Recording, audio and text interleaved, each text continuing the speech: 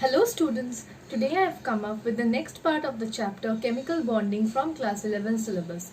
So, today we will study about valence bond theory, how atomic orbitals combine to form molecular orbitals or how atomic orbitals basically combine to form a covalent bond. We will learn about this in this video. Okay, so let's start with it. Okay, so valence bond theory. It basically states that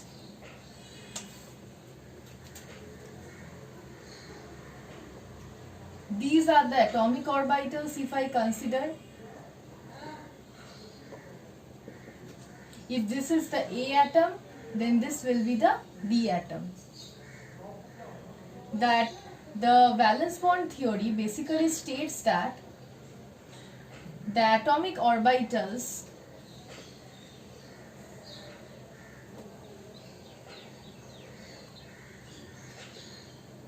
will overlap to form a covalent bond. So this is the covalent bond. Now it also states that the atomic orbitals for undergoing overlap should have unpaired electrons in the valence shell, and the two atomic orbitals should have unpaired electrons of opposite spins, so that after the overlap spin pairing occurs. Okay, so valence bond theory basically has this special feature. Now after that, we can also say that multiple bonds can be formed. We have seen the formation of a sigma bond, means the formation of pi bonds also. Then it states that multiple bonding is possible only when the atomic orbitals have more than one unpaired electrons. Okay. Now it also states that greater the overlap between the atomic orbitals, stronger will be this covalent bond. Okay. And while overlapping of atomic orbitals takes place, in that process some amount of energy is released. Greater the amount of energy released, stronger will be this covalent bond.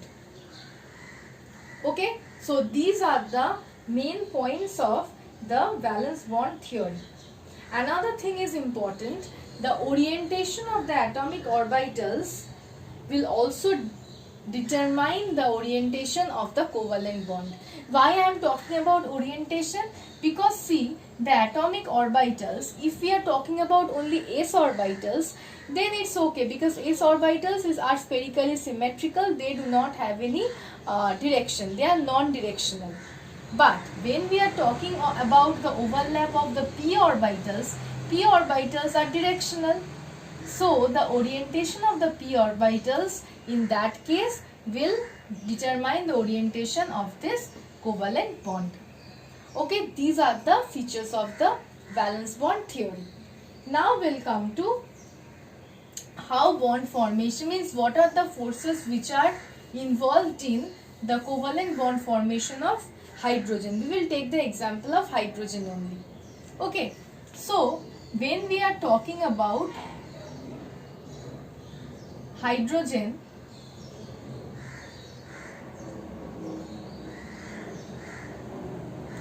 this is Ha and this is Hb, means this is the atomic orbital of, means this is the A atom of hydrogen, this is the B atom of hydrogen.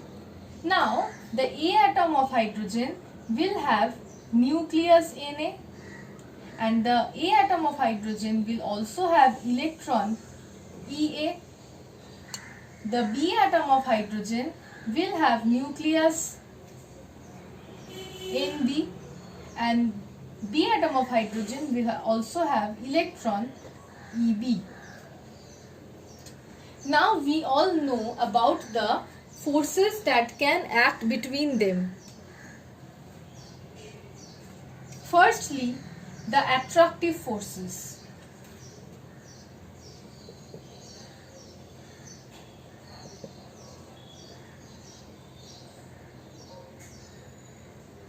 The attractive forces acting between nucleus of a hydrogen atom and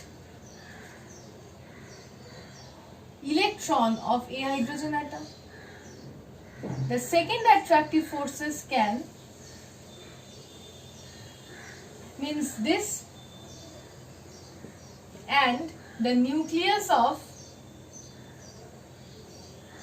B hydrogen atom and the electron of B hydrogen atom.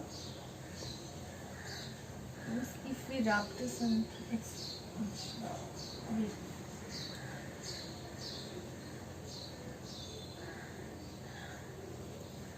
another is the nucleus of A hydrogen atom and the electron of B hydrogen atom.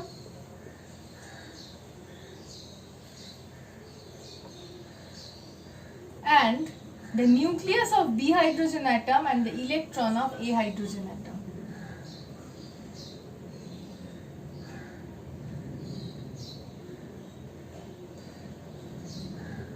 These are the attractive forces. Okay, it's okay. These are the attractive forces.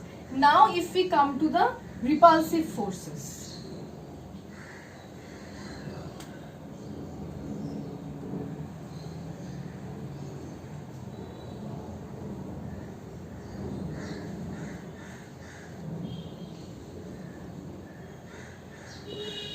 So these were the attractive forces where the nuclei of the two atoms were attracting the electrons of the same atom or of the different atom. So now there are two repulsive forces. One is between the two nuclei of the two hydrogen atoms, and the second one is between the two electrons of the two hydrogen atoms. So these are the repulsive forces, these are the attractive forces. It is evident that the attractive forces are higher than the combination of the repulsive forces. It is found out that the attractive forces are much higher than the combination of the repulsive forces. Means the net attractive forces is greater than the net repulsive force. So we will explain this with the help of a potential energy diagram.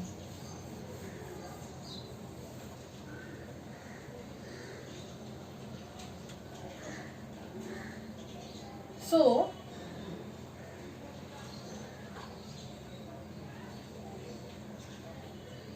this is along y-axis we have potential energy, along x-axis we are writing it R. R means internuclear distance. Okay, so this is positive potential energy and this is negative potential energy. Okay, now remember one thing, I am repeating this again and again, that higher energy means destabilization and lower energy means stabilization. Now, potential energy positive means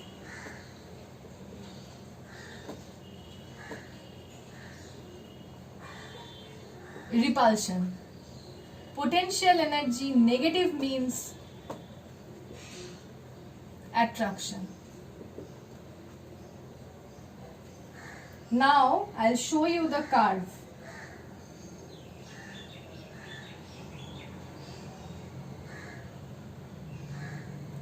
The curve is like this. The curve is like this.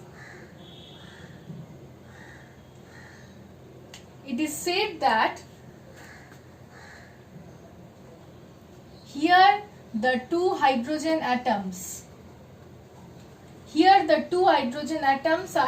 are comparatively closer to each other. The two hydrogen atoms are closer to each other.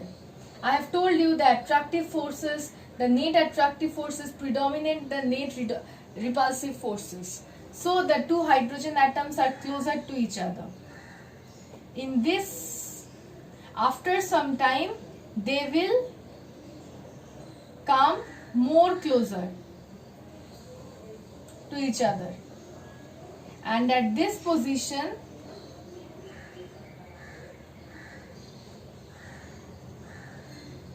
they will overlap to form a covalent bond.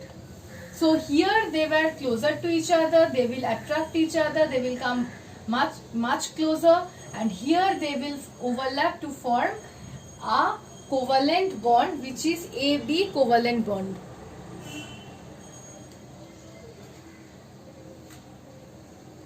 Okay, so if this is very small, then I am writing it in a bit.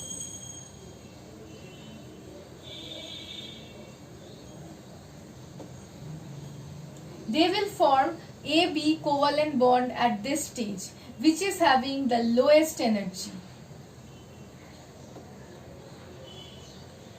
Here the internuclear, this was internuclear distance. Here the internuclear distance is 74 picometer. And 74 picometer is basically the bond length of hydrogen covalent bond. Okay, 74 picometer is the internuclear distance at this stage. Now, when the two atoms are coming farther closer to each other, at that position, repulsive forces dominate the attractive forces. When they are further coming closer to each other, the repulsive forces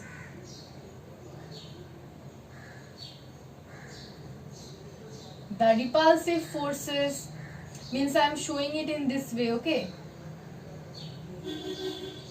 The A and B, they are coming very closer to each other. At this case, the repulsive forces will dominate the attractive forces, and see the energy continuously increases, leading to repulsion, and again the molecule of hydrogen will break into the hydrogen atoms HA and HB. Okay, so what happens? They come first. We are saying that net attractive forces is greater than the net repulsive forces. The atoms come closer to each other, they will interact, they will overlap to form AB covalent bond. But when they are further coming closer to each other, why repulsion dominates attraction? Because when they are further coming closer to each other, the electrons are undergoing repulsive forces and the nuclei are possessing the repulsive forces, because in these cases the electrons and the nuclei are much away from each other. But when after forming the bond also, in that case, when the atoms are further coming closer to each other, then the nuclei are showing their high repulsive forces. So the repulsion dominates attraction at that case, and continuously the potential energy increases, the graph increases, and after repulsion again the molecule will break into HA and HB atoms. Okay, so remember one thing, that the two hydrogen atoms cannot come, means here this is basically the formation of HA and HB covalent bond. Okay, this is basically HA and HB. Due to shortage of space, I was not writing this HA and HB, AB I was writing. This is basically HA and HB. Okay, so the bond means the atoms of hydrogen cannot come more closer to each other than the bond length. means the minimum distance between the two hydrogen atoms should be 74 picometer, not smaller than that or not less than that. Okay, and this is known as the bond energy. This is known as the bond energy. Okay, so this is basically the diagram.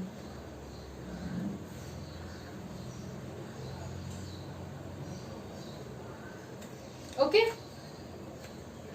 so after this a question may arise that why helium do not form He2. Why helium do not form He2? Because helium atom has one electron extra. We do not get helium 2 molecule. Why? Because helium has one electron extra in both the helium atoms. So there will be a total of 4 attractive forces and 4 repulsive forces. And the repulsive forces, it is observed that the repulsive forces are greater than the attractive forces. So the bond is not formed. The overall repulsive forces is always greater than the overall attractive forces in this case. So helium remains as helium atom and not He2 molecule. Okay. So now I'll just come to the shapes of the orbitals and then I will. You know that the s orbital is spherically symmetrical.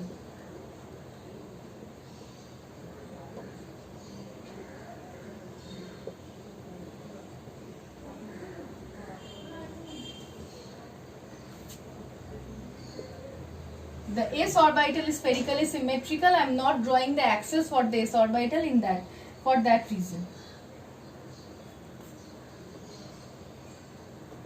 If this is the x-axis, if this is the y-axis, if this is the z-axis, then the p orbital that is oriented along the x-axis is the px orbital. The p orbital which is oriented along the y-axis is the py orbital. The orbital which is oriented along the p orbital oriented along the z-axis is known as the pz orbital. So p orbitals are having 2 lobes like this. Now I'll come to the d orbitals.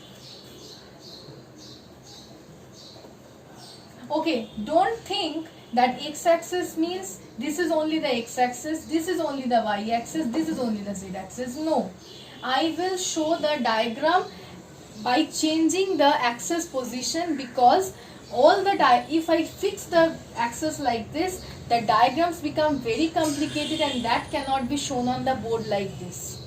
Okay, I will adjust the position of the axis. If this is the x-axis and this is the y-axis,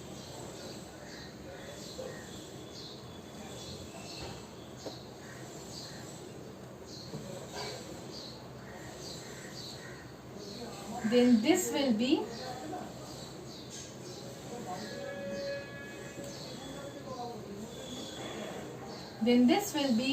dxy orbital.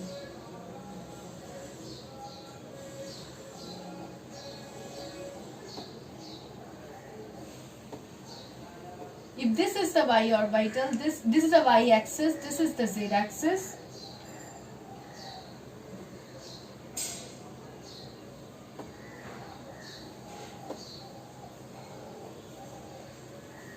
Then this is the dyz orbital.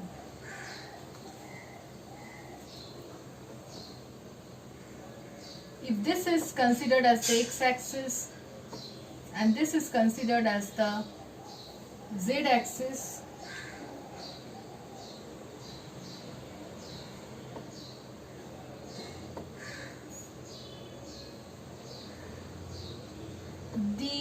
xz orbitals. We know that the magnetic quantum number for the p orbital is m is equal to -1, 0 and 1. Means there are p orbitals are having 3 directions or 3 orientations in the space.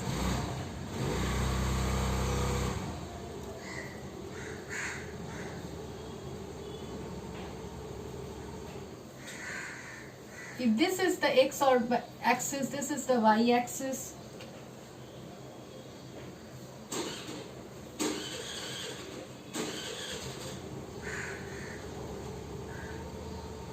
Then this is known as dx2 y2 orbital. If this is the z axis, then this orbital will be known as the dz2 orbital. Okay, I will complete writing the axis then. X and this is y. Then this orbital is known as the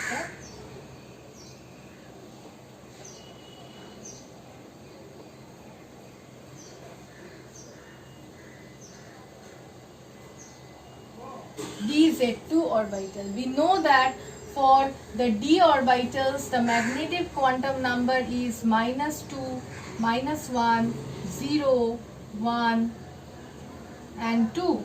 Means there are 5 different orientations of the 5d orbitals. So these are the shapes of the sp and d orbitals. Before coming to the overlap, I just wanted to show the shapes. We all know about the nodes. We all know that the 1s orbital has no nodes, whereas the 2s and the 3s orbital will have 1 and 2 nodes respectively. So these nodes and all these are concepts of atomic structure. I won't come to this in this moment. So now I will start with the formation of bonds, means how the covalent bonds are formed by the overlap of the atomic orbitals. I will come to that now. The main part of this video.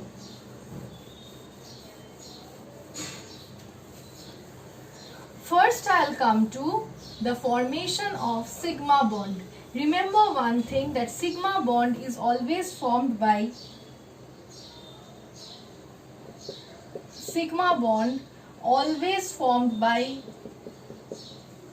axial or head-on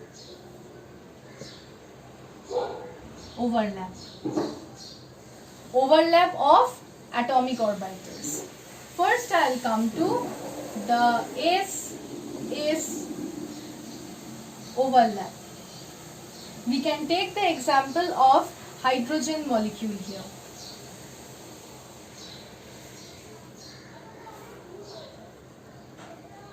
This is the 1s orbital of hydrogen.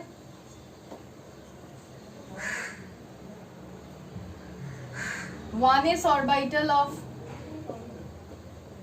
orbital of hydrogen.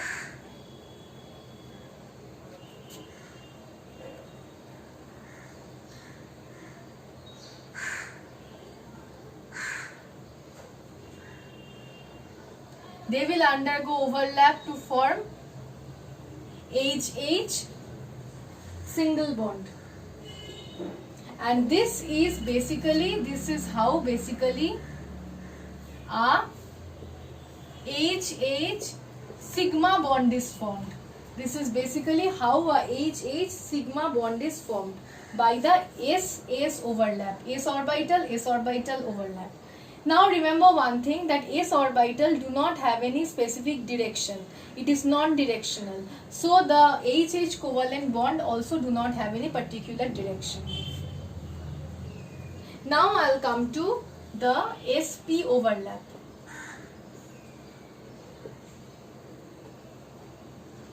Here we can take the example of the formation of HF molecule. HF molecule. This is the 1s orbital of hydrogen. This is the 1s orbital of hydrogen, and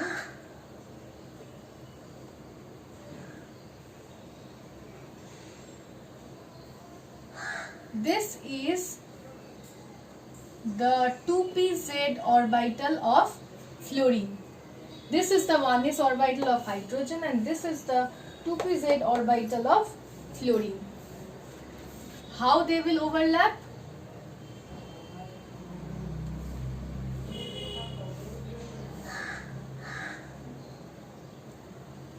They will overlap like this.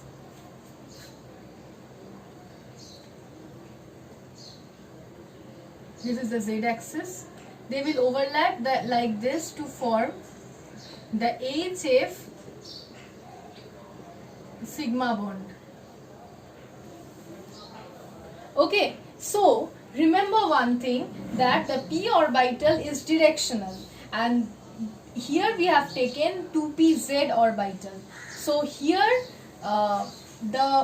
in sp overlap, the direction or the orientation of the sigma bond will be along the along the direction or orientation of the p orbital, because s orbital do not have any direction. Okay, so here p orbital, here the internuclear axis will be the z-axis in this example only, since we are taking the overlap of the 2pz orbital. Okay, now we will come to pp overlap.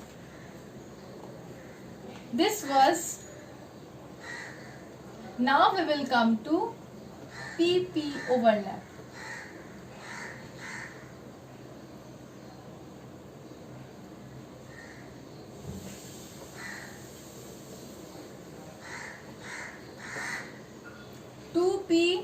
Z, here we will take the example of fluorine molecule.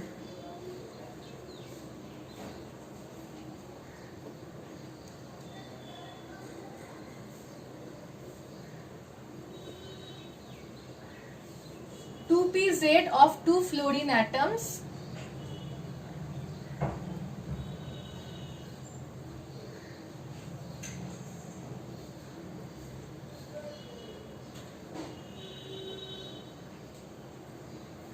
Undergoing overlap to form the FF sigma bond. Okay.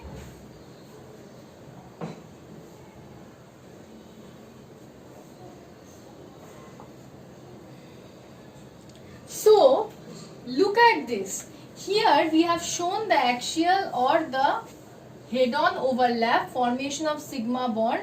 But see, here only two pure s orbitals overlap.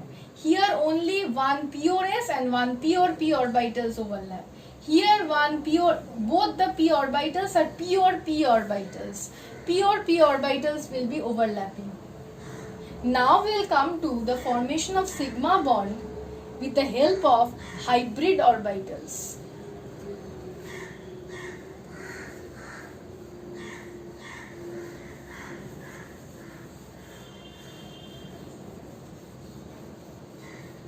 Now what are hybrid orbitals? See, we will come to hybridization after this only, but we should have a knowledge about hybrid orbitals, then we will show the overlap. So what are hybrid orbitals? When the s, p, d orbitals having comparable energies merge and mix up and form a set of orbitals which are having equal energies, these are known as hybrid orbitals. Now I will give you the example. Carbon in the ground state, I am not showing 1s, 2s2,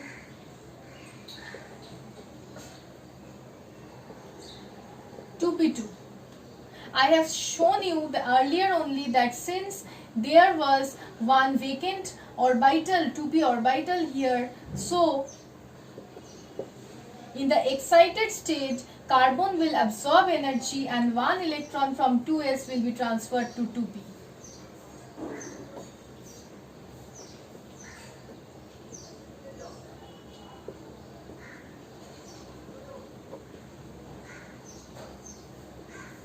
So, in carbon now, the 2s and the 2p orbitals mix up and form 4 set of orbitals, 1 2s and 3 2p. They will form, instead of writing 2p like this, let me write 2px, 2py and 2pz. The 1s orbital and 3p orbitals, all of them having they did not have the same energy. No, s orbital had different energy and p orbitals had different energy, but they will merge up, mix up to form a same set of, means a set of orbitals that will have the same energy. So 1s and 3p's, 1s and 3p giving sp3 hybridization, and these 4 orbitals are known as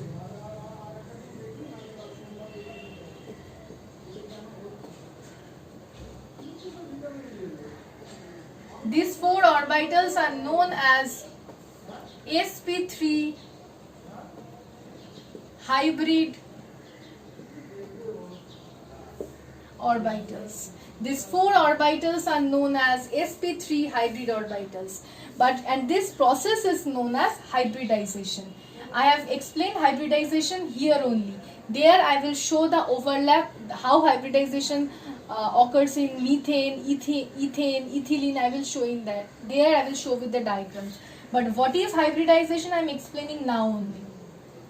But remember one thing, for hybridization, it is not always necessary that the atoms have to go to its excited state. It is not always necessary. It is not always necessary that all the electrons have to be unpaired.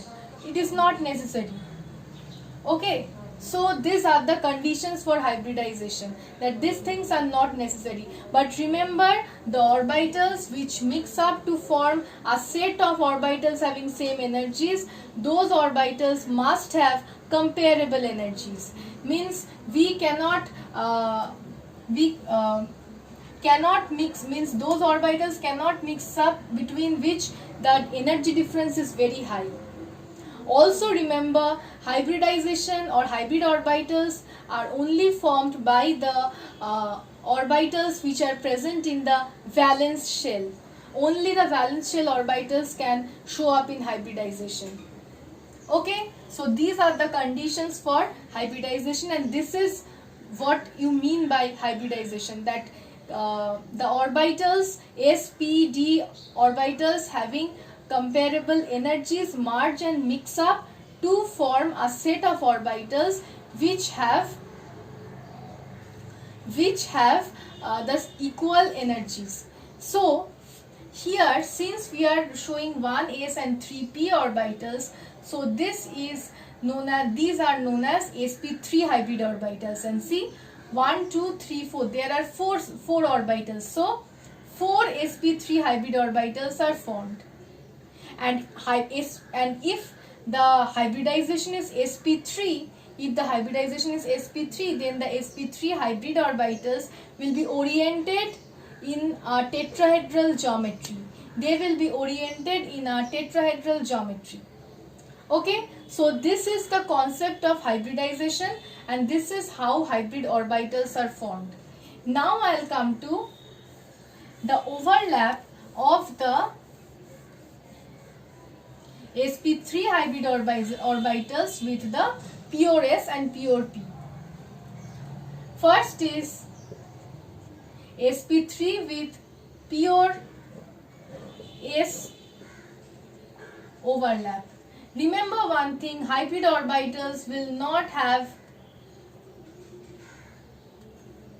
will not have both the lobes similar.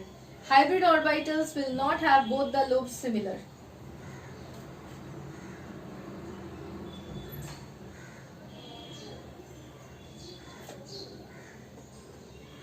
So this is the sp3 hybrid orbital. I will come to the formation of sigma bond in case of methane, because in methane the overlap takes place between the sp3 hybrid orbital of carbon and the 1s orbital of hydrogen.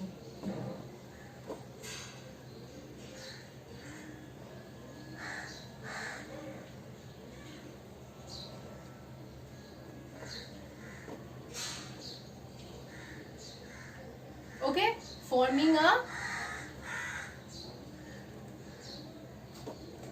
CH sigma bond. Okay, next I will come to the sp3 and pure p overlap, or pure p is not required, sp3 overlap is only required.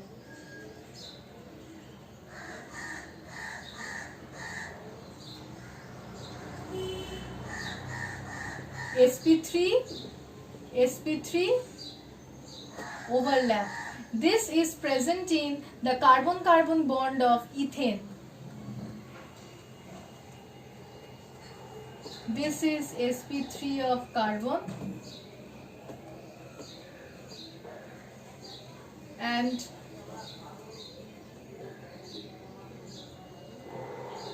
this is sp3 of carbon.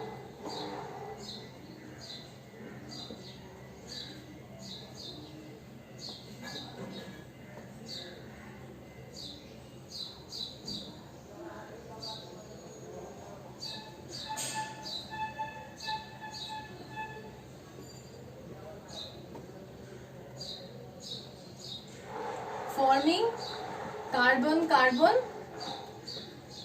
sigma bond. Forming carbon-carbon sigma bond. Okay, so this is how sigma bonds are formed. Now I will come to the formation of pi bond. Now I will come to the formation of pi bond.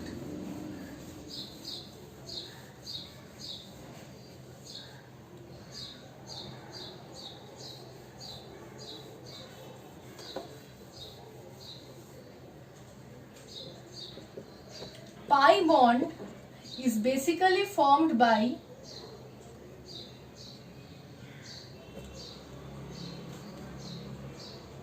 lateral overlap or side-on overlap.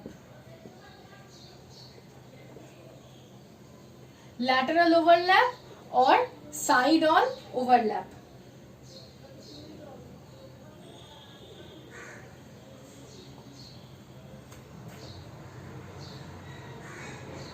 Z-axis,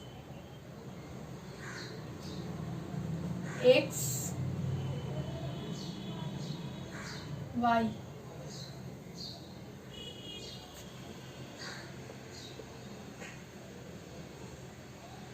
Z-axis, X, Y.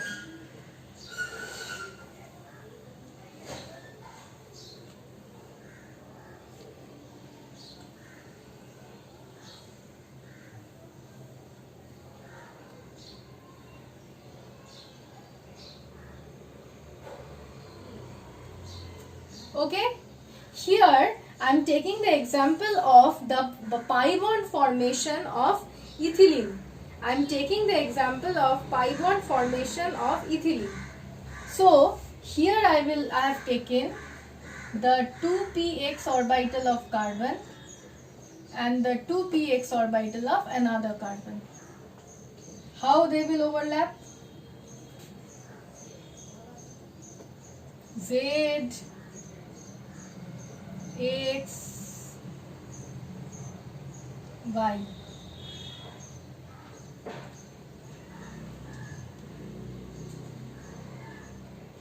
means overlap you have to show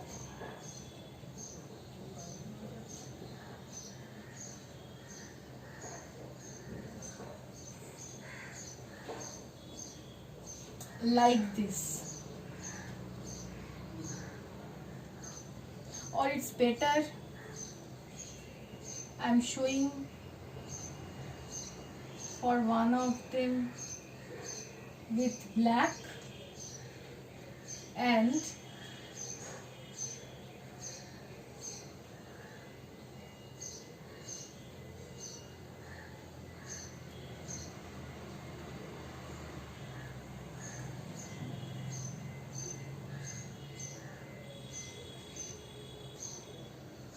the other one with blue.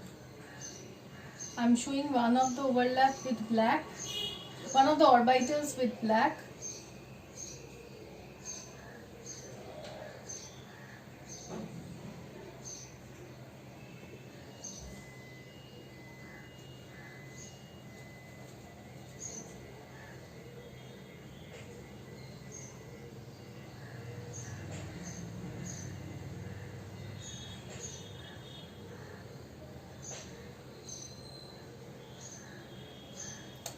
okay. Since the overlap takes place in the z plane, so the z axis remains same. So this is how they will overlap sideways like this or laterally like this, not end on overlap or head on, not end on or head on overlap like this, but they will overlap in a sideways manner or laterally. Okay, so this is how the overlap occurs, resulting in the formation of a carbon-carbon pi bond. Just remember one thing, that a pi bond is formed only after the formation of a sigma bond, because the s orbitals cannot form sigma bond. The s orbitals cannot form pi bond, because the s orbitals cannot undergo lateral overlap. Only the p orbitals will undergo the lateral overlap to form the pi bond. Okay, so pi bond is formed after the formation of a sigma bond. Pi bond cannot be formed alone. Now remember one thing, a question can be asked that which bond is stronger, sigma bond or pi bond. Remember that sigma bond is formed by the head-on or axial overlap, and the magnitude of axial overlap is much stronger or is much greater than the magnitude of lateral overlap. So a sigma bond is stronger than a pi bond. Now a question can be asked that which sigma bond? There are three types of pure sigma bonds. One is between pure SS, one is between SP, and one is between PP.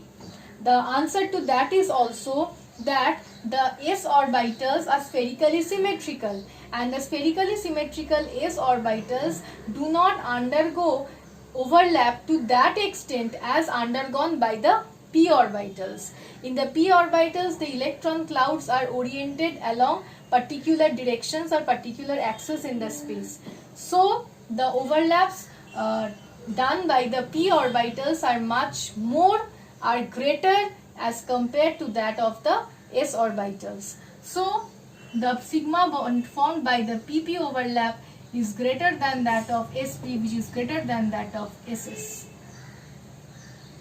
Okay, so this is all about how sigma bonds and pi bonds are formed. Okay, so how atomic orbitals overlap to form the covalent bonds.